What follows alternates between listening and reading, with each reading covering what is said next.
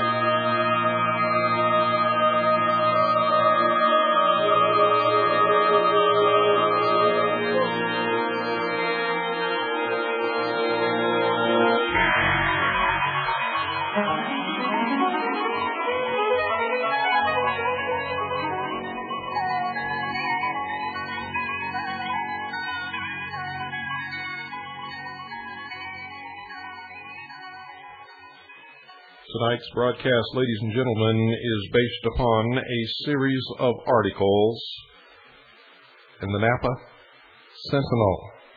Between August 1991 and November 1991, the research of William Cooper and the members of the Citizens Agency for Joint Intelligence, many references on the subject, and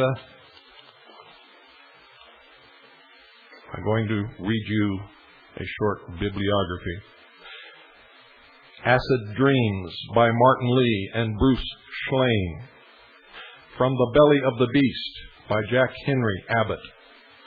The Congressional Record number 26, volume 118, February 24, 1974, testimony of Jose Delgado. The Glass House Tapes by Louis Tackwood. The Great Heroin Coup by Henrik Kruger.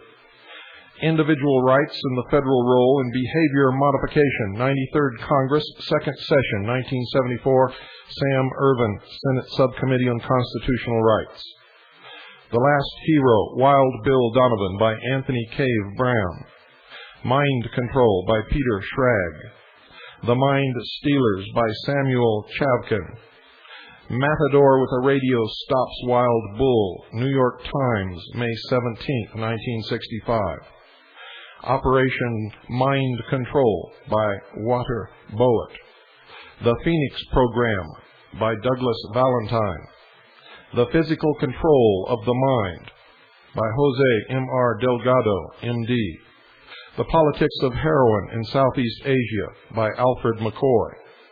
Role of Brain Disease in Riots and Urban Violence by Vernon H. Mark, Frank R. Irvin, and William H. Sweet, Journal of the American Medical Association, September the 11th, 1967. The San Francisco Bay Guardian, August 28, 1991. Convict Talks of 1984 Arms Talks with Iran in the San Francisco Chronicle, December 29, 1986. The San Francisco Chronicle, January 13, 1973. Guy Wright column, San Francisco Chronicle, July 5, 1987. The Sunday Times, July 1975. Violence and the Brain by Vernon H. Mark and Frank R. Irvin.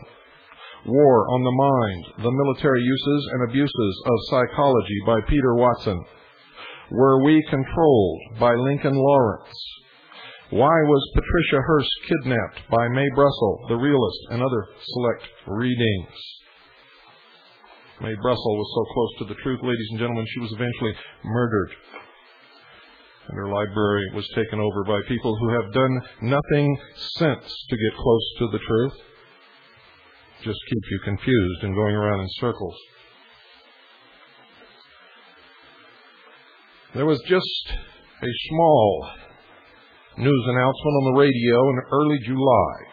After a short heat wave in 1991, 3 inmates of Vacaville, California Medical Facility had died in non-air-conditioned cells. 2 of those prisoners, ladies and gentlemen, the announcement said, may have died as a result of medical treatment, but no media inquiries were made, no major news stories developed because of these deaths, and no one asked what medical treatment. So what was the reason for these deaths? What was this supposed medical treatment that resulted in the deaths of these 3 inmates? The medical facility indicates, ladies and gentlemen, that they were mind control, or what they call behavior modification treatments. A deeper probe into the death of these 2 inmates unravels a mind-boggling tale of horror that has been part of California penal history for a long, long time.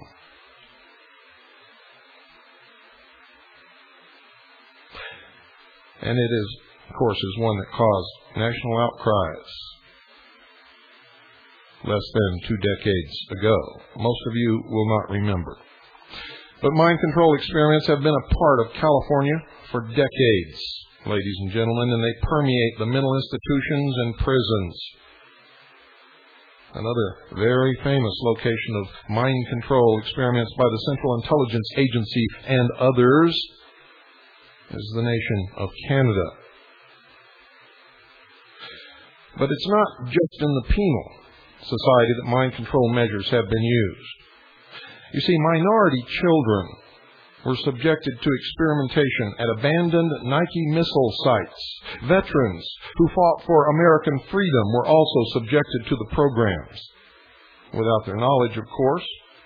Many veterans who go to the VA for help find themselves subjects of bizarre experiments that sometimes leaves them deranged and helpless for the rest of their life.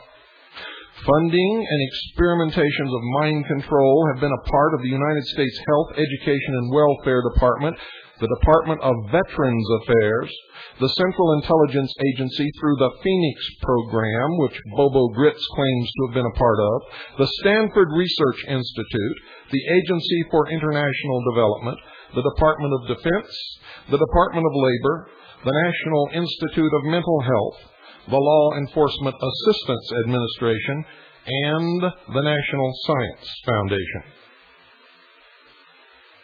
California, ladies and gentlemen, has been in the forefront of mind control experimentation. Government experiments also were conducted in the Haight-Ashbury district in San Francisco at the height of the hippie reign. In 1974, Senator Sam Erwin of Watergate fame headed a United States Senate subcommittee on constitutional rights, studying the subject of individual rights and the federal role in behavior modification. Though little publicity was given to this committee's investigation, Senator Erwin issued a strong condemnation of the federal role in mind control. That condemnation, however, did not halt mind control experiments. They just received more circuitous funding, and many of them were moved to Canada. Many of the case histories concerning individuals of whom the mind control experiments were used show a very strange concept in the minds of those seeking guinea pigs. You see, those subject to the mind control experiments would be given indefinite sentences. The freedom was dependent upon how well the experiment went, or, of course, how well it didn't go, ensuring that the public would never see the disastrous results. The subject would just be kept incarcerated forever. Forever. One individual, for example, was arrested for joyriding. For joyriding, ladies and gentlemen, given a 2-year sentence and held for mind control experiments. He was held a total of 18 years. Now, here are just a few experiments used in the mind control programs, just brushing the surface, ladies and gentlemen. A naked inmate is strapped down on a board. His wrists and ankles are cuffed to the board, and his head is rigidly held in place by a strap around his neck and a helmet on his head. He's left in a darkened cell, unable to remove his body wastes. When a meal is delivered, one wrist is unlocked so he could feel around in the dark for his food and attempt to pour liquid down his throat without being able to lift his head. Another experiment creates a muscle relaxant. Within 30 to 40 seconds, paralysis begins to invade the small muscles of the fingers, toes, and eyes, and then the intercostal muscles and diaphragm. The heart slows down to about 60 beats per minute. This condition, together with respiratory arrests, sets in for as long as 2 to 5 minutes before the drug begins to wear off. The individual remains fully conscious and is gasping for breath. It is, and I quote, likened to dying. It is almost like drowning, unquote, the experiment states. Another drug induces vomiting and was administered to prisoners who didn't get up on time, or were caught swearing or lying, or even not greeting their guards formally. The treatment brings about uncontrolled vomiting that lasts from 15 minutes to an hour, accompanied by a temporary cardiovascular effect involving changes in the blood pressure. Now, you can see where this is going, ladies and gentlemen. It leads ultimately to total control of the individual. The Department of Health, Education, and Welfare in the United States Army have admitted mind control experiments, and many deaths have occurred, all on record. And many which are not on record. Records cannot be found. They've been destroyed or hidden or locked away or veiled by the all-encompassing curtain called national security, which in most instances turns out to be security of the criminals from the public citizens of the nation. Another experiment deals with creating body rigidness, aching, restlessness, blurred vision, severe muscular pain, trembling, and fogged cognition. In tracing the steps of government mind control experiments, ladies and gentlemen, the trail leads to legal and illegal usage for covert intelligence operations, and experiments on innocent people who were unaware that they were even being used as subjects in these draconian practices.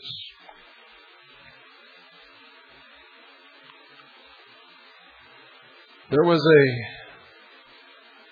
Senate subcommittee convened on November 1974.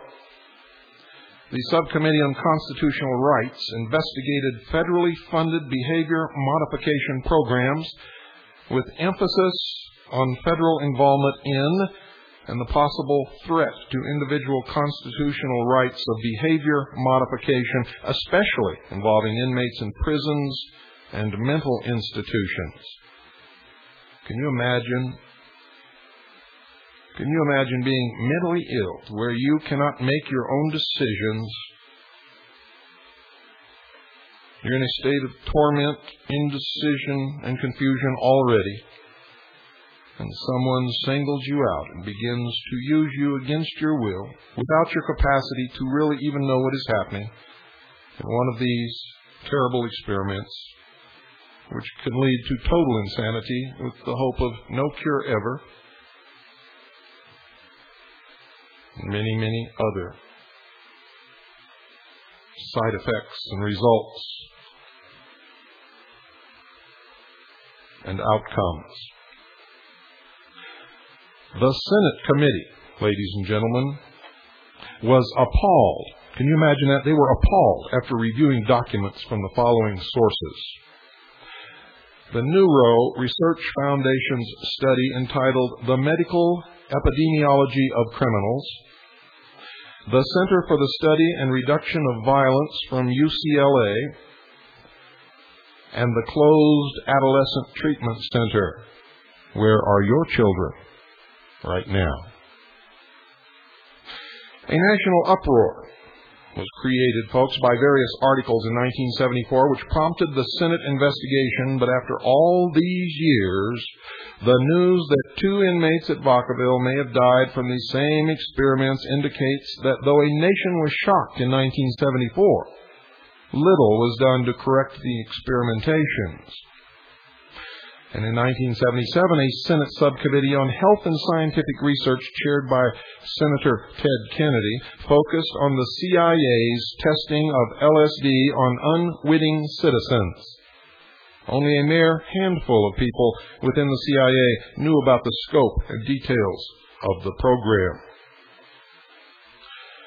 To understand the full scope of this problem, it's important to study some of its origins. The Kennedy Subcommittee learned about the CIA operation, dubbed MK Ultra, through the testimony of Dr. Sidney Gottlieb. The purpose of the program, according to his testimony, was to investigate whether and how it was possible to modify an individual's behavior by covert means. Folks, to explain that to you, it means without the knowledge of the subject.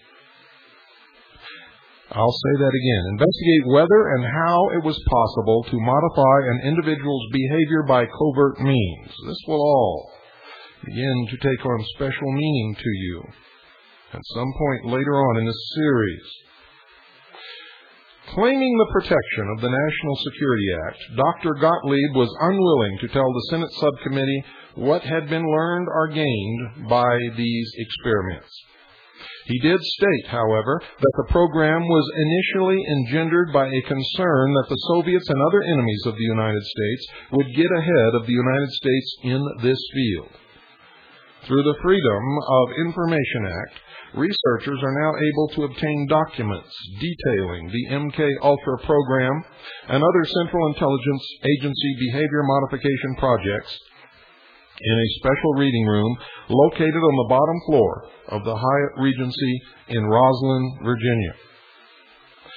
The most daring phase of the MK Ultra program involving slipping unwitting American citizens LSD in real-life situations. The idea for the series of experiments originated in November of 1941 when William Donovan, also called Wild Bill Donovan, Knights Templar, member of the Knights of Malta, founder and director of the Office of Strategic Services, OSS, the forerunner of the Central Intelligence Agency during World War II. At that time, the intelligence agency invested $5,000 for the Truth Drug Program. Experiment with scopolamine and morphine proved both unfruitful and very dangerous. The program tested scores of other drugs, including mescaline, barbiturates, benzedrine, cannabis, indica, to name a few. Now, the United States was highly concerned at that time over the heavy losses of freighters and other ships in the North Atlantic, all victims of German U-boats. Information about German U-boat strategy was desperately needed, and it was believed that the information could be obtained through drug-influenced interrogations of German naval POWs, of course, in direct violation of the Geneva Accords. Tetrahydrocannabinol acetate, a colorless, odorless marijuana extract, was used to lace a cigarette or food substance without detection. Initially, the experiments were done on volunteer United States Army and OSS personnel, and testing was also disguised as a remedy for shell shock. Veterans who were shell-shocked, who went for treatment, were not told that they were being used as guinea pigs. The volunteers became known as Donovan's Dreamers. The experiments were so hush-hush that only a few top officials knew about them. President Franklin Roosevelt was aware of the experiments, and the truth drug achieved mixed success. The experiments were halted when a memo was written. Quote, "The drug defies all but the most expert in search analysis, and for all practical purposes can be considered beyond analysis," unquote. The OSS did not, however, halt the program. For in 1943, field tests of the extract were being conducted despite the order to halt them. Now they are intentionally disobeying direct orders. The most celebrated test was conducted by Captain George Hunter White, an OSS agent and ex-law enforcement official, who on August delgato, also known as Augie Dallas, also known as Del, also known as Little Augie, a New York gangster. Cigarettes laced with the acetate were offered to Augie without his knowledge of the content. Augie, who had served time in prison for assault and murder, had been one of the world's most notorious drug dealers and smugglers. He operated an opium alkaloid factory in Turkey, and he was a leader in the Italian underworld on the Lower East Side of New York. Under the influence of the drug, Augie revealed volumes of information about the underworld operations, including the names of high-ranking officials who took bribes from the mob. These experiments led to the encouragement of Wild Bill Donovan, and a new memo was issued, and I quote, "Cigarette experiments indicated that we had a mechanism which offered promise in relaxing prisoners to be interrogated," end quote. Now, when the OSS was disbanded after the war, Captain White continued to administer behavior-modifying drugs, and in 1947, the Central Intelligence Agency replaced the OSS. White's service record indicates that he worked with the OSS, and by 1954, he was a high-ranking Federal Narcotics Bureau officer who had been loaned to the Central Intelligence Agency on a part-time basis.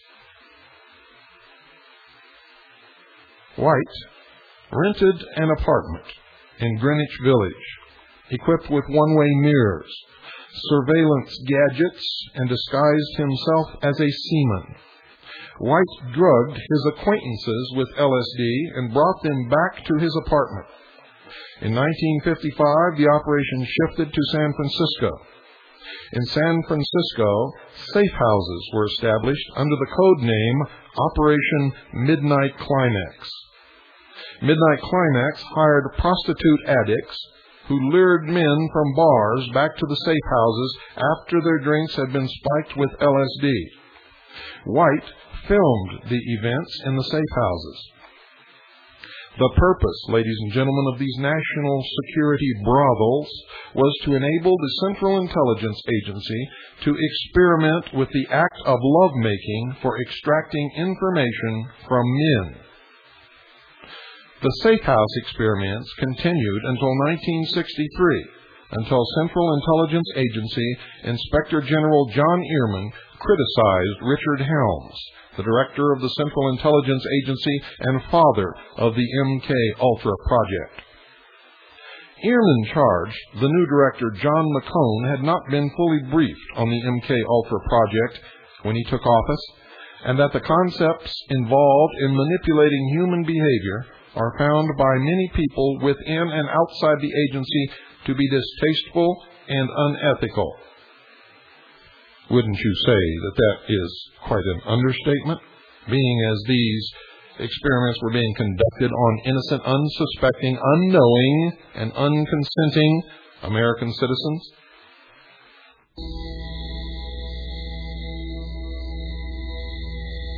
Walks and stations of life.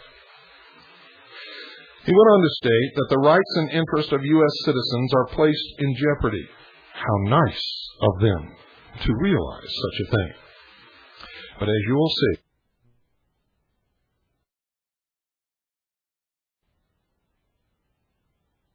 foreign. Ehrman's criticisms were rebuffed by Helms, who warned positive operation capacity to use drugs is diminishing owing to a lack of realistic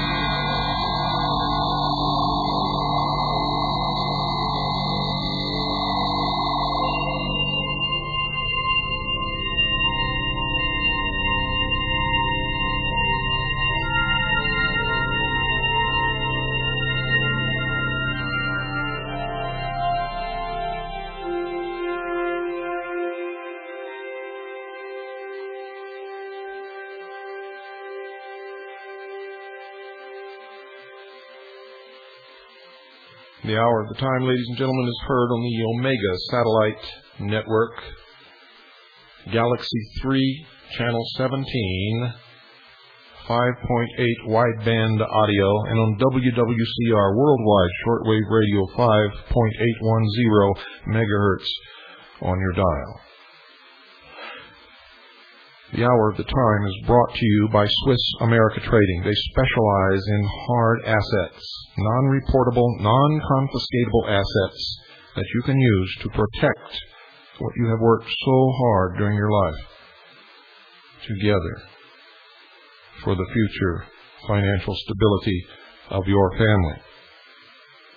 If you've been listening to the hour of the time for very long, you know what is coming in our near future, ladies and gentlemen, and you must prepare for it. Look around now at the faces of your loved ones. If you cannot honestly tell them at this point, at this time, at this very moment, that you have taken positive steps to protect their financial future, then you must call our sponsors and anyone else that you may find who may be able to offer a solution to your problem. Now, if you appreciate the information and the value that you receive from this broadcast, we hope that you will deal with our sponsor, Swiss America Trading. They're the only people that we know of in this particular field that I can back with my personal reputation will treat you fairly and will make sure that you know everything about your transaction and will deliver what they say they will deliver. Call them now at 1-800-289-2646. That's 1-800-289-2646. Folks, it'll take a great weight off your shoulders. You'll be prepared and you won't have to worry, and neither will your family. So do it now. If you don't call our sponsors, call somebody. Make sure that you're prepared. 1-800-289-2646. Do it now. You'll be glad that you did.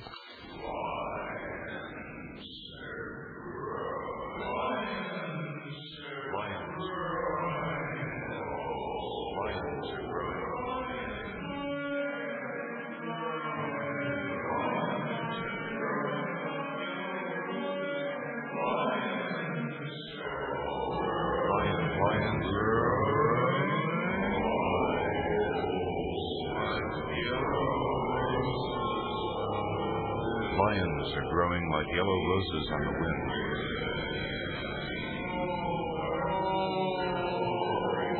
Lions are growing. Lions.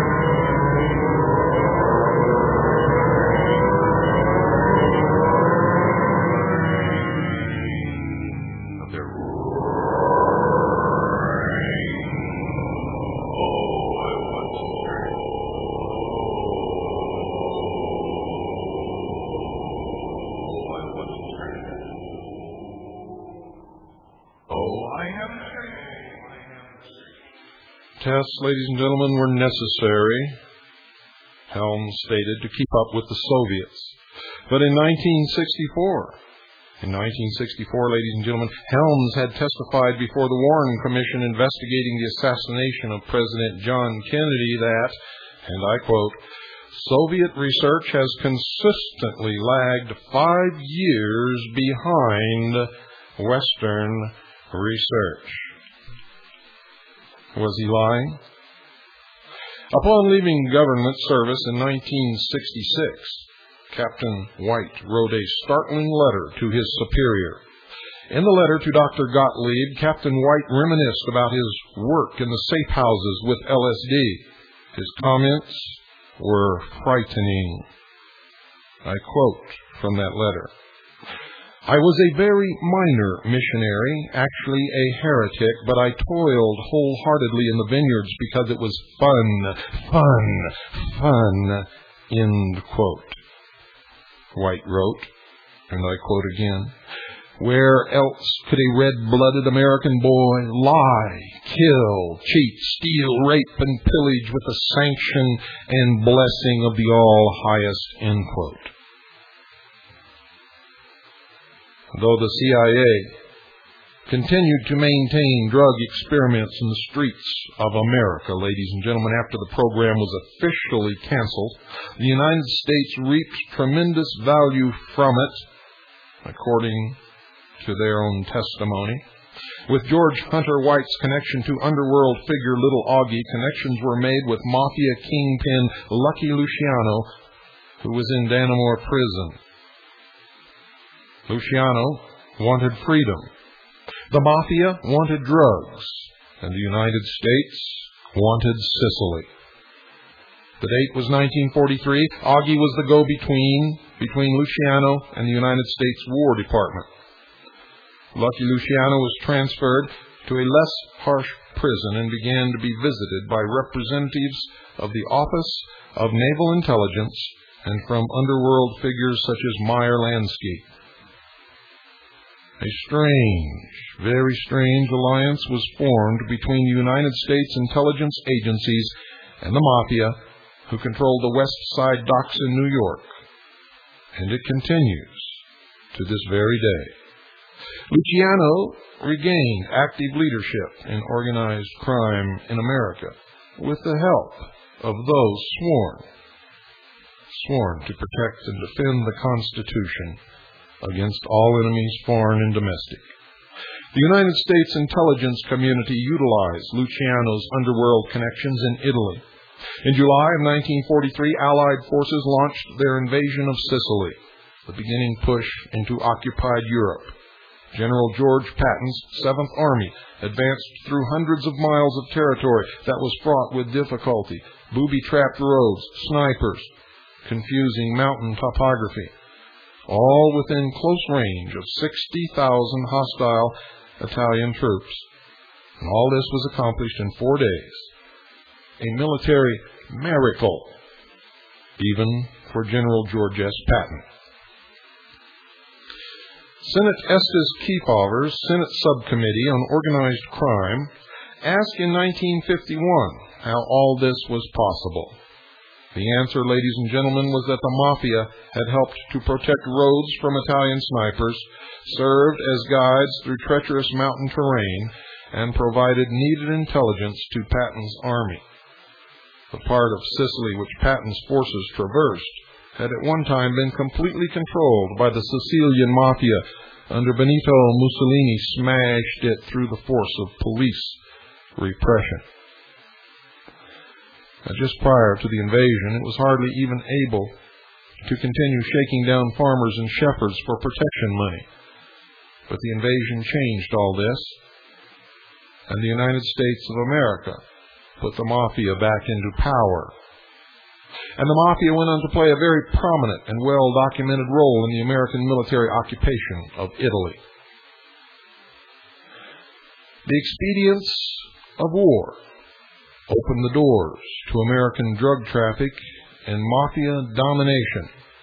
The partnership between the American intelligence agencies and the underworld has never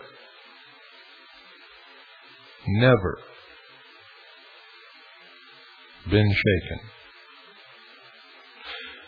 This, you see, was the beginning of the Mafia-United States Intelligence Alliance.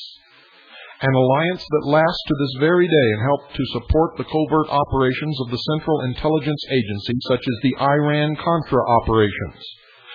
In these covert operations, the Central Intelligence Agencies would obtain drugs from South America and Southeast Asia, sell them to the Mafia, and use the money for the covert purchase of military equipment. These operations accelerated when Congress cut off military funding for the Contras. Whenever law enforcement agencies would come close to the source, the supply lines, or the distribution points and network of the drugs, the veil of national security would come down to protect all concerned, including the Mafia.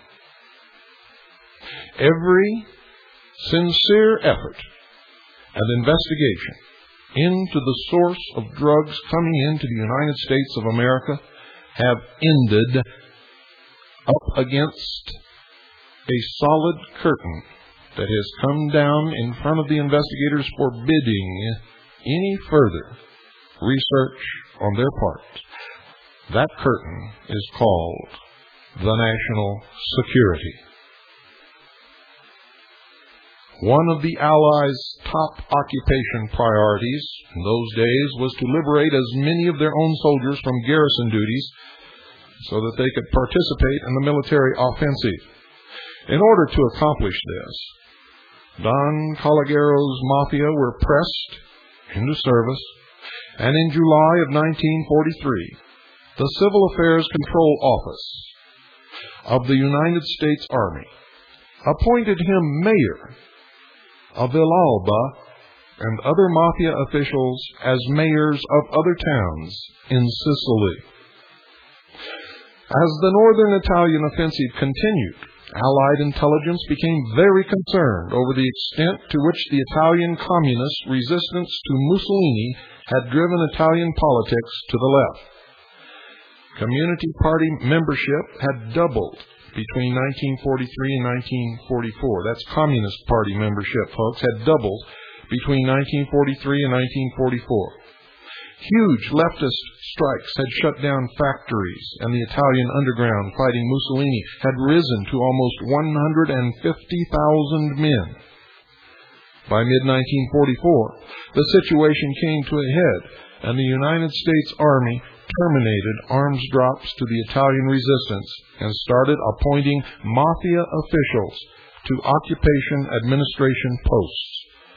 Mafia groups broke up leftist rallies and reactivated black market operations throughout southern Italy. Now, why did the intelligence community do this instead of dealing with honest, sincere patriots and resistant movement leaders? Simply, folks, there is a rule in intelligence. Remember, I was a member of the Office of Naval Intelligence, and I know what I'm talking about. There is a rule. And that rule is that you live a life of blackmail. You see, they could blackmail the mafia leaders. They could threaten them with exposure, arrest. They could pull the rug out from under them at any time they wanted to. But as long as they dealt with them and the mafia leaders did what they were told, did what they were bidded, they were helped in return. And they were literally handed the country of Italy and the underworld of the United States of America on a silver platter. Now, it worked the other way. Also, ladies and gentlemen, the members of the mafia had the same blackmail abilities over those who worked with them, their case officers, and the intelligence departments, agencies, and operations who dealt with them. And this gave them great power. Haven't you always wondered how a few hoodlums held such control over so many people and so many cities in this country? Why was it that our law enforcement agencies were unable to properly deal with them?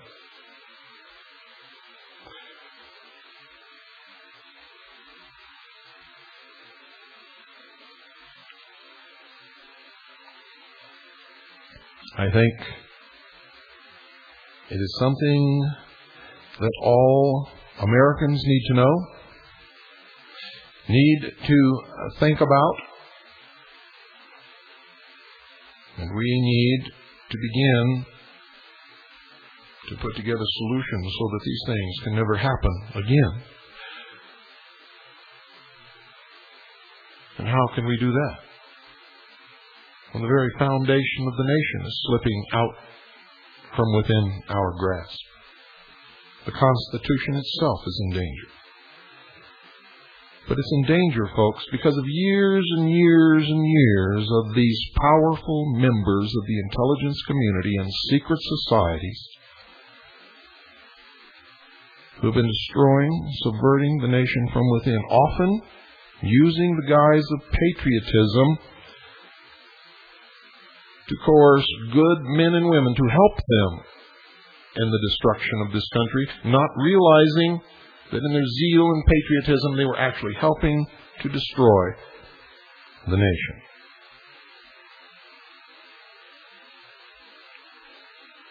Now, in 1946, Lucky Luciano was released from prison and deported to Italy, where he rebuilt the heroin trade. The court's decision to release him was made possible by the testimony of intelligence agents at his hearing and a letter written by a naval officer reciting what Luciano had done for the Navy. Luciano was supposed to have served from 30 to 50 years in prison. Over 100 mafia members were similarly deported within a couple of years. Today, the same alliance goes on between the mafia and the intelligence community, and now law enforcement agencies are included in this strange marriage. The liaison between them is the Anti-Defamation League of B'nai B'rith. Has nothing to do with Jews or Judaism, and it has all been documented, and we will get to that, ladies and gentlemen. Luciano set up a syndicate which transported morphine base from the Middle East to Europe, refined it into heroin, and then shipped it into the United States via Cuba. During the 1950s, Marseille in southern France became a major city for the heroin labs, and the Corsican syndicate began to actively cooperate with the mafia in the heroin trade. And those, as you all know, became popularly known as the French Connection. In 1948, our Captain White visited Luciano and his narcotics associate, Nick Gentile, in Europe. Gentile was a former American gangster who had worked for the Allied military government in Sicily.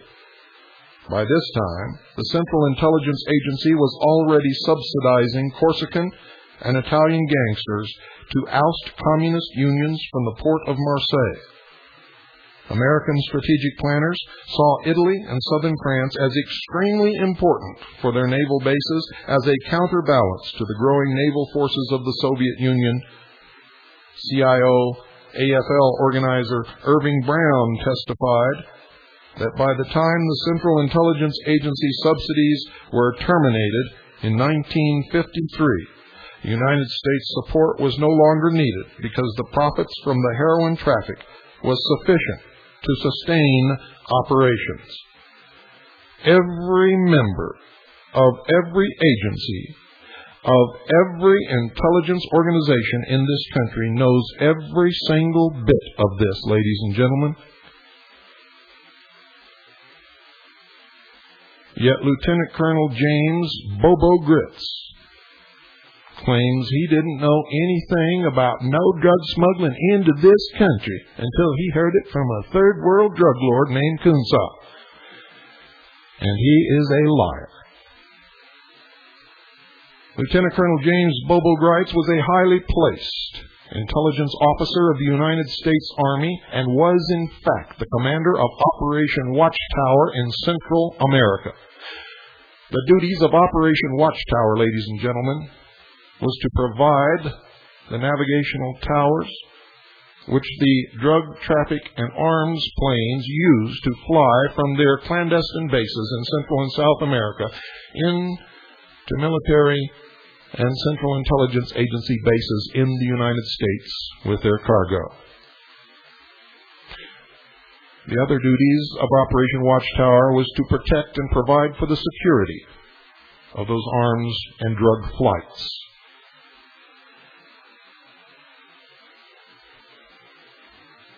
You better wake up, America, because you've been had in more ways than one. And if you continue to be stupid and ignorant and apathetic, you will continue to be had. When Luciano was originally jailed, the United States felt it had eliminated the world's most effective underworld leader, and the activities of the mafia were seriously damaged. Mussolini had been waging a war since 1924 to rid the world of the Sicilian mafia. Thousands of mafia members were convicted of crimes and forced to leave the cities and hide out in the mountains. Mussolini's reign of terror had virtually eradicated the international drug syndicates. Regardless of what you think of his politics, he cleaned up drugs in Italy. Combined with the shipping surveillance during the war years, heroin trafficking had become almost nil. Drug use in the United States before Luciano's release from prison and the strange alliance of the mafia and the intelligence agencies was on the verge of being entirely wiped out.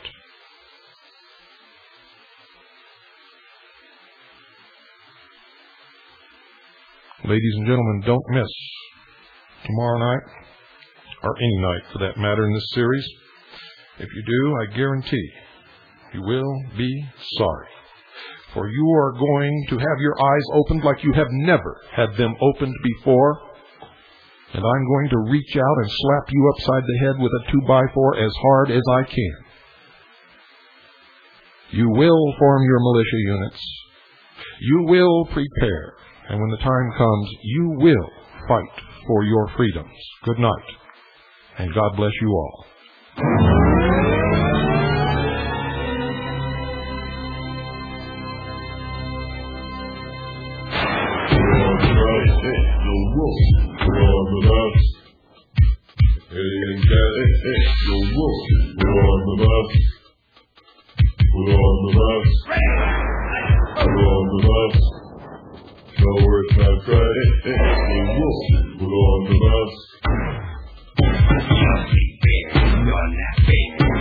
Pollution rays are trashing, you're melting, stop breathing, till the air has got you wheezing, keep coughing and sneezing. Now hypnosis 89, they trick you into thinking that the world is really fine, but they're lying to the people, another cover of dirty slime. The alien or the enemy, more white stuff coming from your chimney. Now Jiminy, the cricket, you don't like it, you don't dig it, you want to pick it. Then there's Barbie in her wedding dress. She's not impressed, she's just messed up in brown. Pollution, evolution, resolution, execution of the atmosphere. Fear, nukes and winter, nukes and sun, nukes and ice for everyone. No more lovers, only fear. No more flowers, only tears. No more clarity, posterity, regularity, all sucked up by bitter cold. It's you, fool man, who's getting sold. Old, cold, uranium, plutonium, they mix it up at night. They feed it to the neighborhood, into your water pipes. Uranium, plutonium, they try to hide the fact. Now the earth is growing poison plants while they're just kicking back. Put on the bus, put on the bus, no earth night crash. Radioactive, I just heard. Put on the bus, put on the bus, put on the bus, alien gas. Put on the bus. Not your right, it's mine. You're mine. No more goofy. Audio pirate lasers, go back to the end of the line. It's your lesson, misconception, hometown rectum, clean your section. All good children jam the system. Don't pretend you have no wisdom. You can make the right decision. Carbon creatures get along. The cure is here within this song. Also simple. You will make a ripple. In this way, kept alive, we all survive. Humans, one for all. Place them on the testing tape. Examine what went wrong. Reimpose the master right. Their DNA's all gone. Live together for each other. Make the whole your planet brother. Clear the skies, no raindrop die. When all blood creatures learn to try. When all blood creatures find their eyes. Uranium, plutonium, they mix it up at night. They feed it to the animals, into your water pipes. Uranium, plutonium, they try to hide the fact. Now the earth is growing poison plants while they're just doing jack. Put on the bus, put on the bus, alien gas. Radioactive, I just Put on the bus, put on the bus, put on the bus, no earth night crash. Put on the bus, put on the bus, put on the bus, alien gas. Put on the bus, put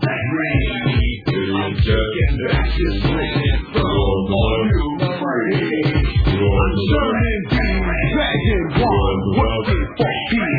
Now we're gonna make this planet a better place.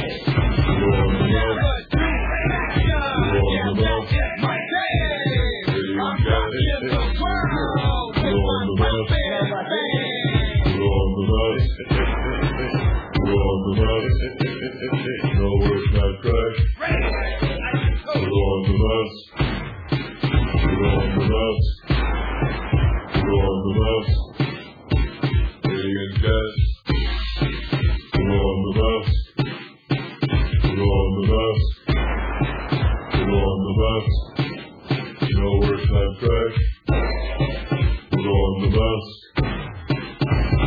the mask.